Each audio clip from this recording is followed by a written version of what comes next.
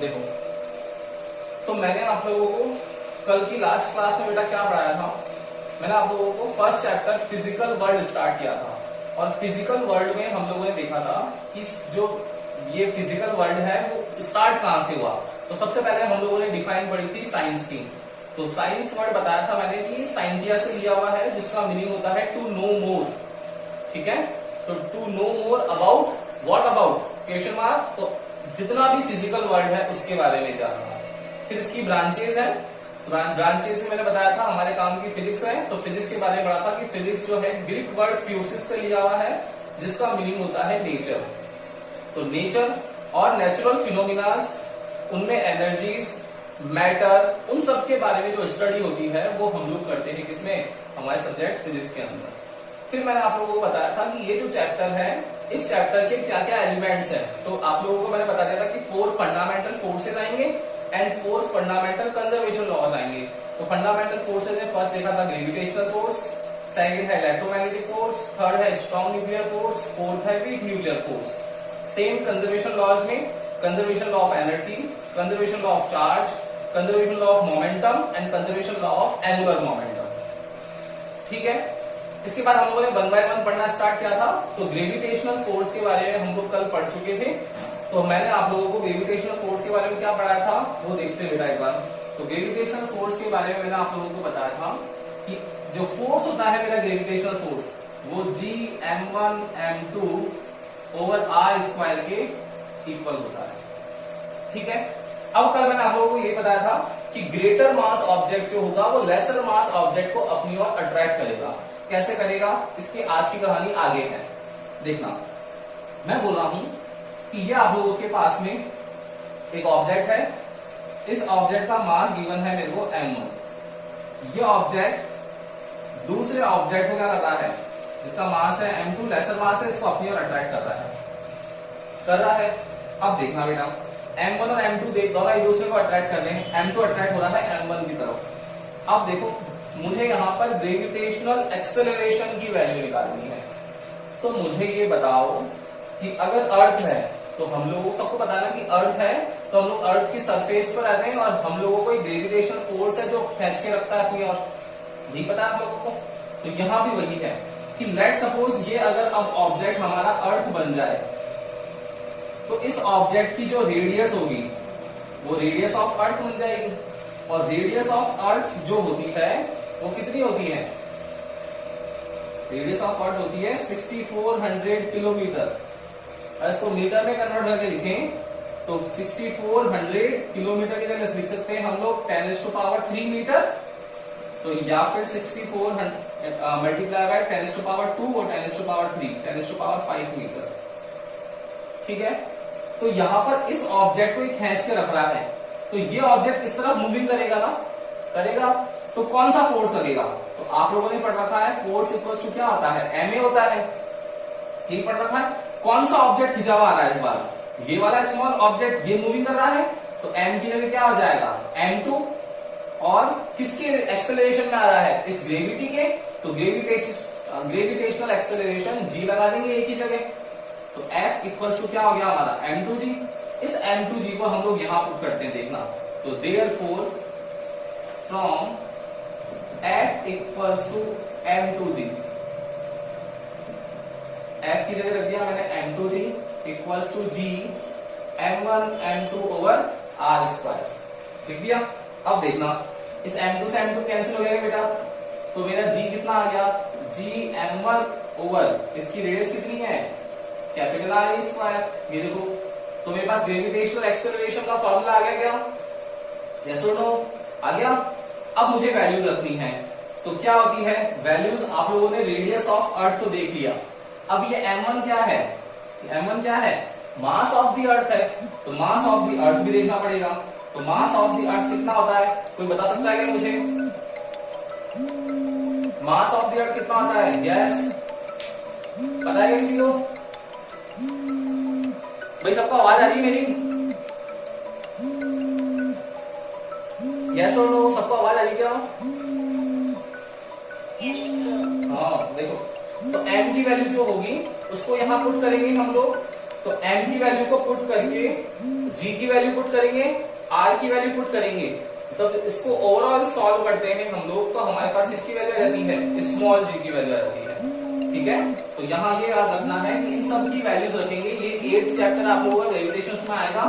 अभी केवल इतना सा याद रखो कि हम लोग इन सब की वैल्यूज रखते हैं, तो स्मॉल g की वैल्यू आती है यहाँ पर 9.8 मीटर पर सेकेंड स्क्वायर। ये आप लोग सब जानते हैं, ठीक है ना।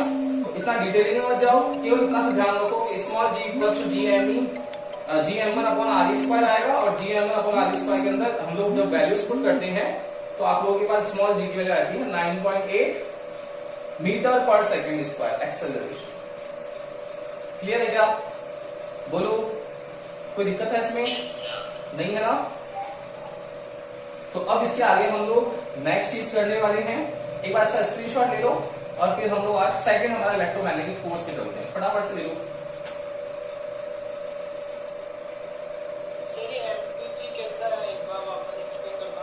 क्या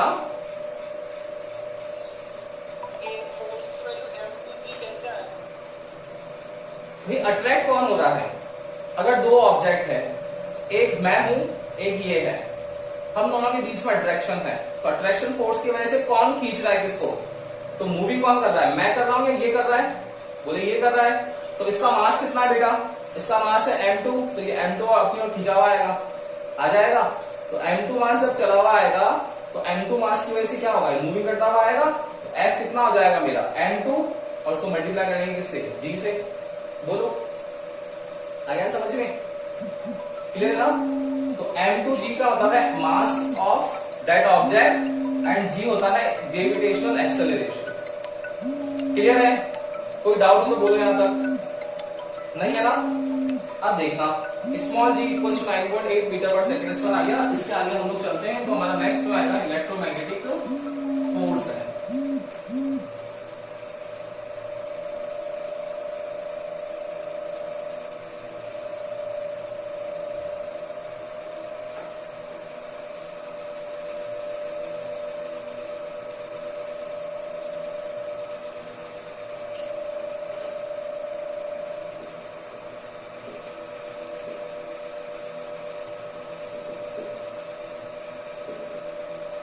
तो नेक्स्ट है हमारा इलेक्ट्रोमैग्नेटिक फोर्स। अब देखो नेम से क्लियर है, ये नेम से क्या क्लियर है कि इलेक्ट्रिक वर्ड के लिए इलेक्ट्रो लगा दिया, मैग्नेटिक वर्ड के लिए मैग्नेटिक लगा दिया।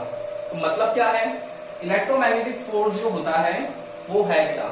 हम लोग प्रीवियस क्लासेस में पढ़ चुके हैं हमारी 9th 10th क्लास के अंदर कि जो लाइक चार्जेस होते हैं, लाइक चार्जेस मतलब सेम पोलैरिटी चार्ज।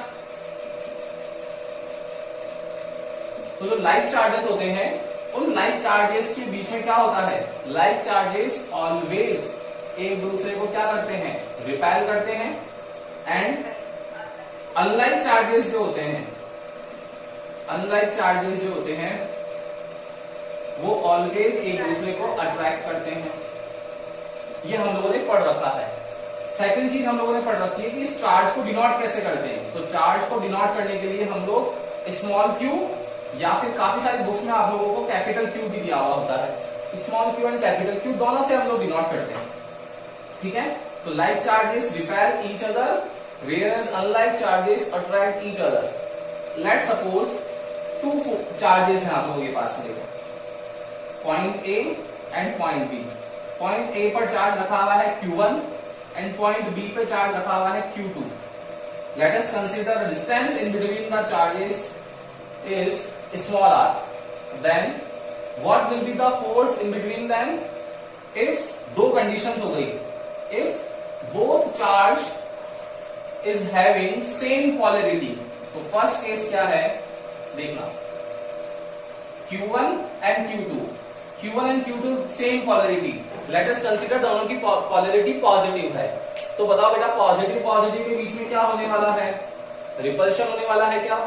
तो रिपल्शन होगा, तो प्लस क्यू इस प्लस क्यू को रिपेल करेगा। सोचो ये दो है आप लोगों के पास में, ये भी प्लस है ये भी प्लस है, दोनों प्लस प्लस एक दूसरे को क्या करेंगे? रिपेल करेंगे। तो ये जाएगा इस तरफ, ये जाएगा इस तरफ, दोनों क्या हो जाएंगे? उसी लाइन ऑफ एक्शन के अंदर एक दूसरे से रिपेल होना स्टार्ट हो जाएंगे। यहां भी वही केस है कि Q1 और Q2 जो है वो दोनों एक दूसरे से रिपेल होंगे, तो Q1 चला जाएगा इधर, Q2 चला जाएगा इधर, यही होगा। अब देखना Q1 का फोर्स ले लिया मैंने, कौन सा Q1 का फोर्स ले लिया F1, किसने अप्लाई किया है, इस 2 ने, F12, क्लियर। नाउ Q2 का फोर्स ले लिया मैंने F2, किसने अप्लाई किया, 1 ने। तो यहां हम लोग अगर F12 और F21 लिखेंगे तो F12 क्या लिख सकते हैं बेटा, force of Q1 charge due to Q2, भाई किसने लगाया, Q2 ने लगाया फोर्स। F21 बताओ क्या होगा, force of Q2 charge, force of Q2 charge due to Q1, यही तो होगा कि भाई Q1 का चार्ज कितना है, F1 है, Q1 चार्ज जो है, सॉरी इसका फोर्स कितना है, F1 है, किसने अप्लाई किया है, इस 2 ने लगाया है। सेम Q2 का फोर्स कितना होगा, F2 होगा, किसने लगाया, 1 ने लगाया, तो F21, यही तो होने वाला है। सेम ऐसी सेकंड कंडीशन है कि अब जो है ऑपोजिट पोलैरिटी के जो है वो हो जाए सेम की जगह, तो प्लस का Q1 ले लिया, माइनस का Q2 ले लिया। अब बताओ क्या होगा बेटा, प्लस और माइनस के बीच में क्या होता है, अट्रैक्शन, तो प्लस वाला अट्रैक्ट होके जाएगा उस तरफ, माइनस वाला अट्रैक्ट होके आएगा इस तरफ, तो Q1 उस तरफ जा रहा है, तो Q1 का फोर्स कितना होगा, F1 किसने लगाया है, 2 ने। सेम ऐसे Q2 का फोर्स कितना होगा, F2 किसने लगाया है, 1 ने। तो देखो अपोजिट डायरेक्शन में फोर्स आ रहे दोनों, पहले दो अपोजिट ऐसे हैं, अब की बार दो अपोजिट ऐसे हैं, है ना। तो यहां पर भी वही हो जाएगा, F12 force of Q1 charge due to Q2 and force of Q2 charge due to Q1। अब वापस ये तो कंडीशन बता दी मैंने, अब यहां पर आ जाओ। इसका मतलब ये समझ में आ गया हम लोगों को कि चार्ज अगर हमारे सेम पोलैरिटी के होते हैं तो रिपल्शन होता है, एंड अपोजिट पोलैरिटी के होते हैं तो अट्रैक्शन होता है, क्लियर है। अब हम लोग बोल रहे हैं कि इन दोनों के बीच में फोर्स लग रहा है, तो जो फोर्स लग रहा है वो है क्या, वो देखना पड़ेगा हम लोगों को। तो फोर्स जो होता है इन दोनों चार्जेस के बीच में, charge A is having Q1 and point B is having, yes, now तो force in between these two charges is directly proportional to multiple of their charges. Force is directly proportional to Q1 and Q2 and inversely proportional to square of distance in between them. F is inversely proportional to 1 over R square. F is directly proportional to Q1 Q2. F is inversely proportional to 1 over R square. बताओ ये gravitational जैसा ही है क्या, F is directly proportional to M1 M2 and F is inversely proportional to 1 over R square. दोनों को combine करके लिख सकते हैं हम लोग, तो क्या आ जाएगा बेटा, therefore from equation first and second F is directly proportional to Q1 Q2 over R square। बताओ ये तो सेम ही आ गया ना, yes or no। वहां क्या आता है, F proportional to M1 M2 और R square आता है, यहां क्या आता है, F proportional to Q1 Q2 और R square आता है। बोलो कोई दिक्कत है क्या इसमें, yes or no, अरे बोलो, नहीं है ना कोई दिक्कत, यस। तो ये ध्यान रखना, इलेक्ट्रोमैग्नेटिक फोर्स जो है वो मेरा ग्रेविटेशनल फोर्स जैसा ही है। इलेक्ट्रोमैग्नेटिक फोर्स के अंदर चार्ज आएंगे, ग्रेविटेशनल फोर्स के अंदर मास आएंगे, वहां भी मल्टीपल ऑफ मासेस है, यहां मल्टीपल ऑफ चार्जेस है। वहां इस जो मतलब फोर्स है मेरा वो इनवर्सली प्रोपोर्शनल है स्क्वायर ऑफ डिस्टेंस के, यहां भी इनवर्सली प्रोपोर्शनल है स्क्वायर ऑफ डिस्टेंस के। दोनों को मिलाकर लिखते हैं तो वहां आता है F proportional to M1 M2 और R स्क्वायर, यहां आता है प्रोपोर्शनल टू Q1 Q2 और R स्क्वायर। इजी है ना, कर सकते हो। अब यहां पर आप लोगों के पास वैल्यू आएगी, तो देखना अब मैं बता रहा हूं कि यहां पर वैल्यू कैसे आएगी। देखो तो यहां वहां क्या आता है, G आता है, यहां क्या आ जाएगा, F equals to K Q1 Q2 over R square, F equals to K Q1 Q2 over R square, where value of K is 9 into 10 raised to power 9, where the value of K is 9 into 10 raised to power 9, वहां कितनी होती है 6.67 into 10 raised to power minus 11। बोलो भाई, दोनों forces clear हो गए ना, gravitational force and electromagnetic force, clear है, कोई दिक्कत है इसमें, नहीं है। तो इलेक्ट्रोमैग्नेटिक फोर्स को जो इन्वेंट करा था उस साइंटिस्ट का नाम था कुलाम, तो इसलिए इसको कुलाम्स लॉ भी बोलते हैं। क्या बोलते हैं? Coulomb's law. यह इलेक्ट्रोमैग्नेटिक फोर्स है। क्लियर है? एक बार स्क्रीनशॉट ले लो एंड देन हम लोग फिर आगे मूव करते हैं फटाफट से।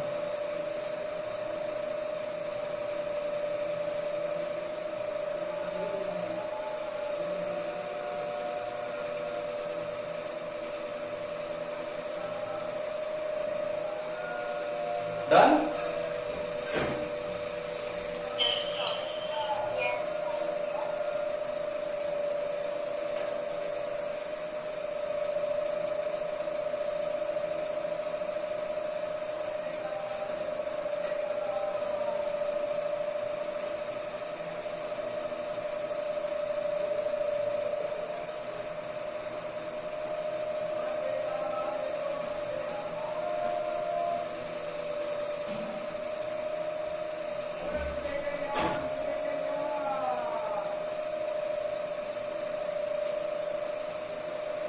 देखो थर्ड जो फोर्स है हमारा, वो फोर्स है बेटा strong nuclear force.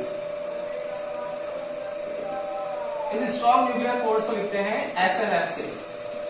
SNF strong nuclear force. क्या होता है ये स्ट्रॉन्ग न्यूक्लियर फोर्स? वो देखना चाहिए हम लोगों को। तो देखना बेटा स्ट्रॉन्ग न्यूक्लियर फोर्स क्या है, मुझे ये बताना कि मैंने अभी बताया था आप लोगों को कि अनलाइक चार्जेस जो होंगे अट्रैक्ट करेंगे और लाइक चार्जेस रिपेल करेंगे। देखना अगर मैं आप लोगों को न्यूक्लियर है मतलब एटम से रिलेटेड है, मैंने आप लोगों के पास क्या करा कि एक एटॉमिक स्ट्रक्चर ड्रॉ कर लिया जिसमें मेरा सेंट्रल कोर स्ट्रक्चर जो होता है उसको बोलते हैं न्यूक्लियस, एंड इस सेंट्रल कोर स्ट्रक्चर के अराउंड जो कॉन्सेंट्रेटेड सर्कल्स हैं उनको बोलते हैं हम लोग शेल्स या ऑर्बिट्स। ये आप लोगों ने पहले पढ़ रखा है 9th क्लास में। देखो तो शेल्स एंड ऑर्बिट्स हैं, ये मेरा न्यूक्लियस है। अब इस न्यूक्लियस में कौन कौन कन्फाइंड रहता है? तो आप लोग बोलोगे कि सर जो हमारा न्यूक्लियस है उसमें प्रोटॉन्स एंड न्यूट्रॉन्स कन्फाइंड रहते हैं। इन प्रोटॉन्स एंड न्यूट्रॉन्स को, प्रोटॉन्स प्लस न्यूट्रॉन्स, इनको अलग अलग नाम बोलने से अच्छा है प्रोटॉन्स और न्यूट्रॉन्स की जगह इसको बोलते हैं न्यूक्लियॉन्स। क्या बोलते हैं? न्यूक्लियॉन्स। ठीक है, अब देखना इधर देखो ध्यान से, क्या ऐसा होता है क्या कि इस न्यूक्लियस के अंदर सिर्फ एक ही प्रोटॉन अवेलेबल है? ऐसा तो नहीं होता ना। आप लोगों ने देखा था कि अगर सोडियम है तो सोडियम के अंदर इसका एटॉमिक नंबर 11 है, एटॉमिक मास 23 है, तो इसके अंदर प्रोटॉन्स जो होंगे वो कितने होंगे? 11 होंगे ना प्रोटॉन्स। तो प्रोटॉन्स जब 11 होंगे तो अब हम लोग ये बोल रहे हैं कि प्रोटॉन्स तो क्या है? सेम पोलैरिटी के हैं, और न्यूट्रॉन्स क्या है? न्यूट्रल है, तो इनकी पोलैरिटी क्या होती है? प्लस। ये कैसे होते हैं? 0 के, मतलब कोई होता ही नहीं है। तो हम लोग बोल रहे हैं प्रोटॉन्स प्रोटॉन के बीच में प्लस है। देखो तो एक प्रोटॉन ये, दूसरा प्रोटॉन ये, बताओ बेटा दोनों सेम है या नहीं है? और दोनों सेम पोलैरिटी के होंगे तो एक दूसरे को रिपेल करेंगे या नहीं करेंगे? बोलो करेंगे ना। तो जब दोनों एक दूसरे को रिपेल करेंगे तो अभी तो दो के बीच में ही रिपल्सिव फोर्स लग रहा है और दोनों ही एक दूसरे को रिपेल कर रहे हैं। ऐसे ही यहाँ पर अगर सोडियम हुआ तो 11 आ जाएगा, कैल्शियम हुआ तो 20 आ जाएगा, यूरेनियम हुआ तो 92 आ जाएगा, थोरियम हुआ 90 आ जाएगा। एटॉमिक नंबर जितने ज्यादा होते जाएंगे उतने ज्यादा प्रोटॉन होते जाएंगे, यही होगा। तो यहाँ पर रिपल्सिव फोर्स कितना बढ़ जाएगा? बहुत ज्यादा बढ़ जाएगा ना। तो पता पड़ा कि आप लोगों को कि जो न्यूक्लियस का साइज है वो मेरा एक बड़ा सा रूम हो गया। ऐसा पॉसिबल है क्या? बताओ भाई। रिपेल हो जाएगा तो ये तो सेंट्रल कोर स्ट्रक्चर होता है, और सेंट्रल कोर स्ट्रक्चर की साइज जो होती है वो होती है 10⁻⁻15 मीटर की। अब सोचो -15 कितना छोटा होता है। तो ऐसा थोड़ी ना है कि -15 है, बहुत सारे प्रोटॉन्स रख दिए अंदर तो ये बड़ा होता गया। भाई एक छोटे से रूम के अंदर आप लोग पहले तो रहते हो 2 जने, अब रहते हैं 100 जने, तो बताओ पॉसिबल होगा क्या रहना? नहीं होना चाहिए आप लोगों के अकॉर्डिंग, जनरल साइंस के अकॉर्डिंग। लेकिन फिर भी न्यूक्लियस तो रहता ही है। न्यूक्लियस तो जॉन डाल्टन की साइंटिस्ट, जो जॉन डाल्टन साइंटिस्ट है उसके according nucleus is an indivisible particle which can not be break furtherly, जिसको हम लोग आगे ब्रेक नहीं कर सकते हैं। तो जब हम लोग न्यूक्लियस को ब्रेक ही नहीं कर सकते हैं, इनडिविजिबल पार्टिकल है, तो ब्रेक भी नहीं होगा, मतलब कैसे रहेगा। तो यहां पर यह ध्यान देने वाली बात है कि जो दो प्रोटॉन्स एंड प्रोटॉन्स हैं, इन दोनों प्रोटॉन्स के बीच में रिपल्सिव फोर्स को कम करने के लिए, किसको, रिपल्सिव फोर्स को कम करने के लिए इन दोनों के बीच में न्यूट्रॉन्स आ जाते हैं, इन दोनों के बीच में न्यूट्रॉन्स आ जाते हैं। तो अब फोर्स किस किस के बीच में लगेगा, इस प्रोटॉन और न्यूट्रॉन के बीच में, सेम, अब ये किस बीच लगेगा, इस प्रोटॉन और न्यूट्रॉन के बीच में। तो अब जो प्रोटॉन्स एंड न्यूट्रॉन्स के बीच में, न्यूक्लियॉन्स के बीच में जो फोर्स लग रहा है, उस फोर्स को बोलते हैं स्ट्रॉन्ग न्यूक्लियर फोर्स, जिसकी वजह से वो स्ट्रांगली बॉन्डेड रहते हैं, जिस वजह से न्यूक्लियस का साइज कभी भी चेंज नहीं होता है। आया क्या समझ। और ये देखो, दो प्रोटॉन्स न्यूट्रॉन्स, न्यूट्रॉन्स प्रोटॉन्स, इनके बीच में ये स्ट्रक्चर जो दिख रहा है आप लोगों को, कैसा स्ट्रक्चर दिख रहा है, ऐसा होता है कि दो ब्रेड लगा रखी है और बीच में हम लोगों ने मसाला भर रखा है, देखो दो ब्रेड बीच में मसाला भर रखा है, मतलब इस स्ट्रक्चर को बोल रखा है सैंडविच स्ट्रक्चर। अब ऐसा नहीं होना चाहिए कि नाम सुनकर आप लोगों के मुंह में पानी आ जाए, ठीक है ना। स्ट्रॉन्ग न्यूक्लियर फोर्स है, तो स्ट्रॉन्ग न्यूक्लियर फोर्स क्या होता है वापस समझो एक बार। एक आप लोगों के पास एटम है, इस एटम के न्यूक्लियस में प्रोटॉन्स एंड न्यूट्रॉन्स अवेलेबल हैं। तो आप लोगों के अकॉर्डिंग जनरल साइंस होना चाहिए था कि सर देखो, प्रोटॉन्स और प्रोटॉन्स पॉजिटिव पार्टिकल होते हैं, न्यूट्रॉन्स न्यूट्रल है, तो न्यूट्रॉन्स का कोई रोल नहीं है, साइड में हटा दो। अब प्रोटॉन्स और प्रोटॉन्स के बीच में रिपल्शन होना चाहिए था, तो प्रोटॉन्स और प्रोटॉन्स के बीच में जब रिपल्शन होगा तो साइज ऑफ न्यूक्लियस जो होना चाहिए मेरा इंक्रीज होना चाहिए था। लेकिन जॉन डॉल्टन की माने तो उस अकॉर्डिंग कभी भी साइज ऑफ न्यूक्लियस इंक्रीज नहीं होता, वो तो 10⁻⁻15 मीटर की ऑर्डर का होता है। मतलब मेरा न्यूक्लियस का साइज भी इंक्रीज नहीं हो रहा है और उसके अंदर प्रोटॉन्स भी आराम से रह रहे हैं बिना रिपल्शन के, उनके बीच में रिपल्सिव फोर्स कम कर दिया तो क्या हुआ होगा, तो उसके साथ में न्यूट्रॉन्स भी अवेलेबल रहते हैं। तो जो दो प्रोटॉन्स होते हैं उनके बीच रिपल्सिव फोर्स को मेंटेन करने के लिए बीच में क्या आ जाते हैं, न्यूट्रॉन्स आ जाते हैं। ये बीच में न्यूट्रॉन्स आ गए, तो न्यूट्रॉन्स जो आकर के उस स्ट्रक्चर को बोलते हैं सैंडविच स्ट्रक्चर। तो अब हमारा फोर्स लगने लग गया किसके बीच में, इस प्रोटॉन और न्यूट्रॉन के बीच में। देखो एक पॉजिटिव एक न्यूट्रल होगा, तो फोर्स क्या होगा, ऑलमोस्ट जीरो, फिर यहाँ न्यूट्रॉन और फिर प्रोटॉन, फिर क्या हो जाएगा मेरा ऑलमोस्ट जीरो। तो जो फोर्स लगता है, a force in between protons and neutrons, a force in between protons and neutrons is known as strong nuclear force. Clear है ना। इजी लैंग्वेज में कट टू कट हम लोग इसकी डिफाइन लिख सकते हैं कि प्रोटॉन्स और न्यूट्रॉन्स के बीच में जो फोर्स लग रहा है वो हमारा स्ट्रॉन्ग न्यूक्लियर फोर्स है। क्लियर है क्या, कोई दिक्कत इसमें, यस और नो? नहीं है ना। याद रखना है कि 4 फंडामेंटल फोर्सेज में स्ट्रॉन्ग न्यूक्लियर फोर्स जो है वो मेरा स्ट्रॉन्गेस्ट फोर्स है। कैसा फोर्स है, स्ट्रॉन्गेस्ट फोर्स है, याद रखने वाली कहानी है। कोई दिक्कत इसमें बोलो बेटा अब तक नहीं है, समझ में आ गया सबको, आ गया ना। अब है देखो नेक्स्ट वीक न्यूक्लियर फोर्स।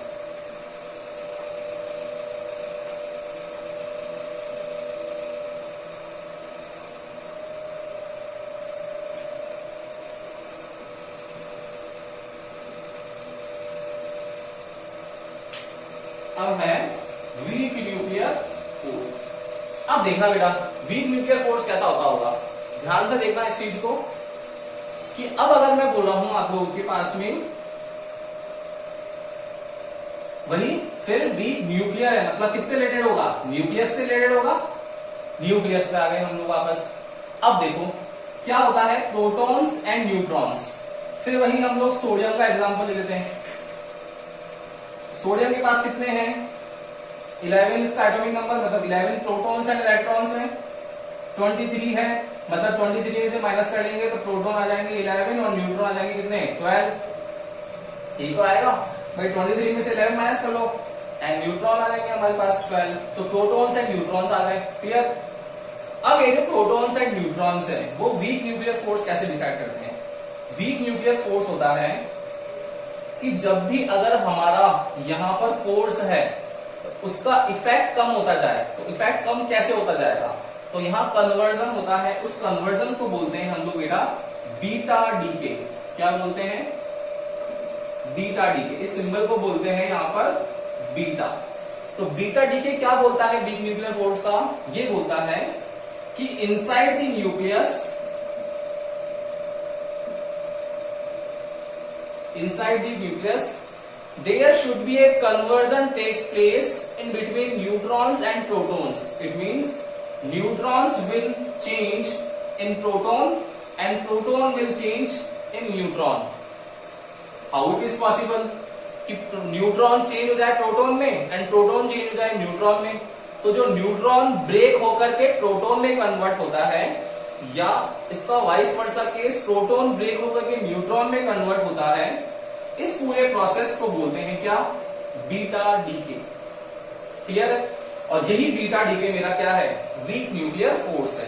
तो अब वीक न्यूक्लियर फोर्स क्या हुआ सोचो कि the conversion in between neutrons and protons inside the nucleus, a force is stable, that force is known as weak nuclear force.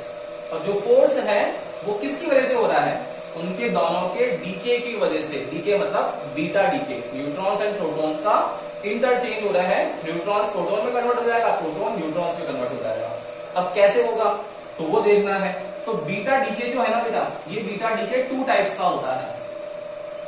First type होता है beta plus decay and second type होता है मेरा beta minus DK.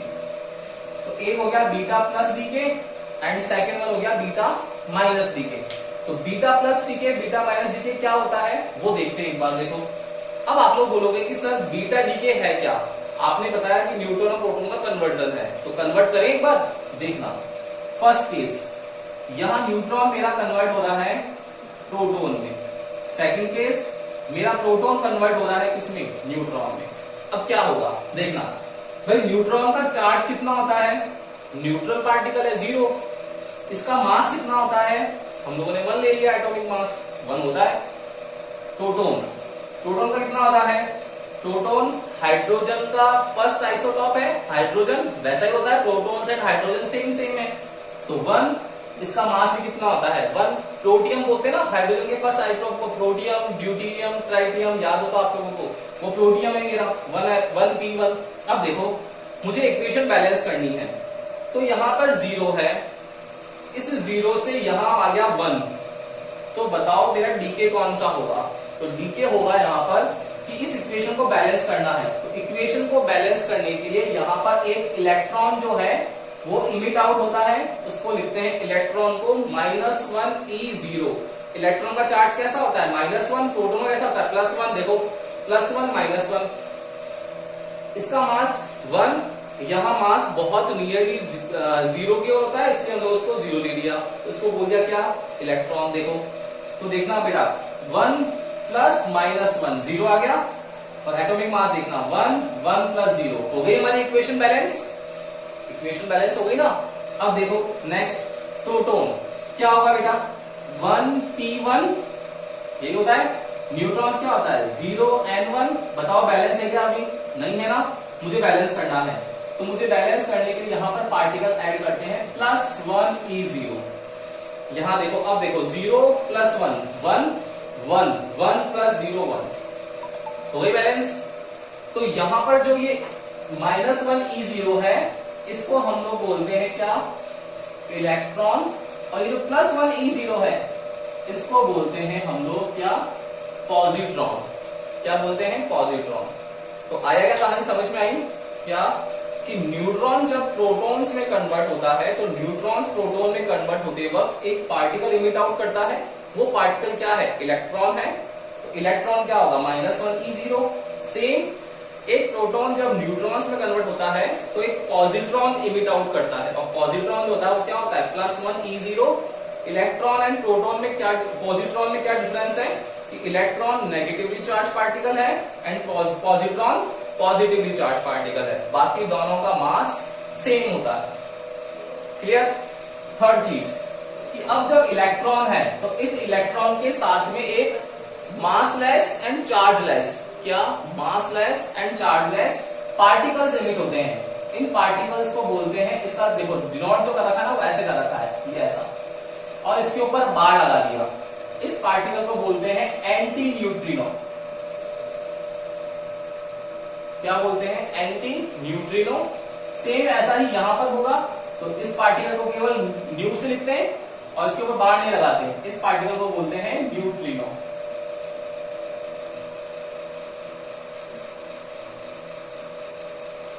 Neutrino. तो अब देखो week nuclear force वापस देखते हैं एक बार। वीक न्यूक्लियर फोर्स क्या है? बीटा डीके प्रोसेस है। बीटा डीके में क्या होता है? बीटा डीके 2 टाइप्स के होते हैं, एक बीटा प्लस एक बीटा माइनस। इसका मतलब बीटा प्लस जो होगा मेरा +1 E0 होगा, प्लस है इसलिए बीटा माइनस क्या होगा? -1 E0 होगा। इट मीन्स -1 E0 है तो ये बीटा माइनस डीके है, +1 E0 है तो ये मेरा बीटा प्लस डीके है। अब इस बीटा डीके में होता क्या है कि कन्वर्जन होता है। सर कन्वर्जन किसका होता है? प्रोटॉन्स का न्यूट्रॉन्स में, न्यूट्रॉन्स का प्रोटॉन्स में। तो न्यूट्रॉन्स कन्वर्ट हो गया प्रोटॉन में, प्रोटॉन कन्वर्ट हो गया न्यूट्रॉन में with the emission of electrons and anti neutrino, और इस वाली रिएक्शन में with the emission of positron and neutrino. आया क्या समझ? बोलो यस और नो। ठीक है ना? तो 4 types of forces. First one easy था, gravitational force. Second Coulomb force, same होता है, तो ये भी आप लोगों के समझ में आ गया।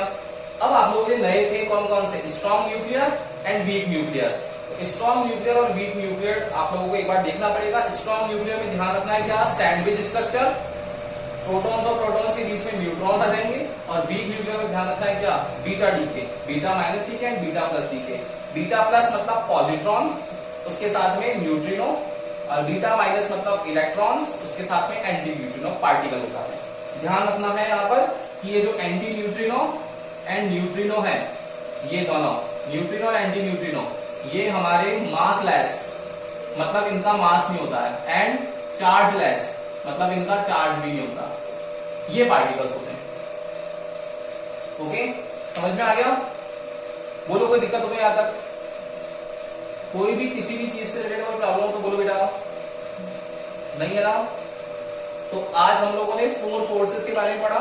उन 4 फोर्सेस के बारे में आप लोगों को जो भी कोई डाउट आए, एक बार YouTube पे जाकर के आप लोग पूरा वीडियो देखना। आज ये काम सबको करना है, वीडियो देखोगे आप लोग तो एक बार अच्छे से रिवीजन हो जाएगा, ताकि आप लोगों को चीजें बेटरली समझ में आ जाएगी। ठीक है, इसके आगे हम लोग अब कल करेंगे। Okay, good day. Good day.